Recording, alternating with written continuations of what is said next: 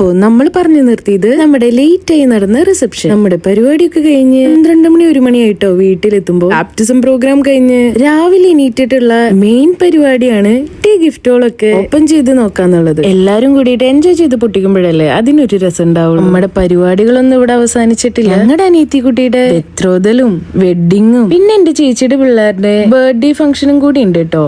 ഇപ്പൊ നമ്മള് റെഡി ആയിട്ട് പോണത് ആ പ്രോഗ്രാംസിനൊക്കെ വേണ്ട ഡ്രസ്സുകൾ എടുക്കാൻ വേണ്ടിയിട്ടാണ്. നമ്മുടെ പൊട്ടോറ്റോസും കൂടി ഉണ്ട്. ഷോപ്പിംഗ് ഒക്കെ അവര് എൻജോയ് ചെയ്യട്ടേന്നേ. നമ്മുടെ ബേബീസ് പിന്നെ എല്ലാവരോടും നന്നായി വർത്താനം പറയണോണ്ട് അവർക്ക് അങ്ങനെ ഒരു ബോറടി ഉണ്ടായിരുന്നില്ല കേട്ടോ. ഈ 2 സാരിയാണ് നമ്മുടെ അമ്മച്ചിക്ക് എടുത്തത്. സാറിന്റെ സാങ്ഷന് വേണ്ടിയിട്ടായിരുന്നു വെയിറ്റിംഗ്. അങ്ങനെ അമ്മച്ചിയുടെ പർച്ചേസിംഗ് ഒക്കെ കഴിഞ്ഞ് നേരെ പോയത് ഫുഡ് അടിക്കാനാണ്. നമ്മുടെ പൊട്ടറ്റോസ് ഉള്ളതുകൊണ്ട് അങ്ങനെ ഫുഡ് കഴിക്കാൻ ബുദ്ധിമുട്ടൊന്നും ഞങ്ങൾക്ക് ഇതുവരെയായിട്ട് വന്നിട്ടില്ല കേട്ടോ. എന്റെ പിള്ളേരെ നല്ല കോപ്പറേഷൻ ഒക്കെ ഉള്ളതാട്ടോ, അത് പറയണല്ലോ. ഇന്നത്തെ ദിവസം എന്റെ ബർത്ത്ഡേയും കൂടിയായിരുന്നു കേട്ടോ. എന്റെ വീട്ടിൽ നിന്ന് ചേച്ചിയും ചേട്ടനും ബേബീസും അമ്മയും കൂടിയിട്ട് വന്നിട്ടുണ്ടായിരുന്നു. നമ്മുടെ പൊട്ടറ്റോസ് ആയിട്ടുള്ള എന്റെ ഫസ്റ്റത്തെ ബർത്ത്ഡേ. നാട്ടില് നല്ല ചൂടായതുകൊണ്ട് വീട്ടില് ഫുൾ ടൈം ഹാമ്പേഴ്സ് ഇട്ടിട്ടാണ് നമ്മുടെ കുട്ടി ബേബീസ് നടക്കുന്നത്. ബാപ്റ്റിസം കഴിഞ്ഞ എന്റെ നെക്സ്റ്റ് ഡേ ആയതുകൊണ്ട് എല്ലാവരും ഭയങ്കര ടയേർഡ് ആയിരുന്നു. അപ്പൊ ഇന്ന് ഇത്രേ ഉള്ളൂ കേട്ടോ. See you then.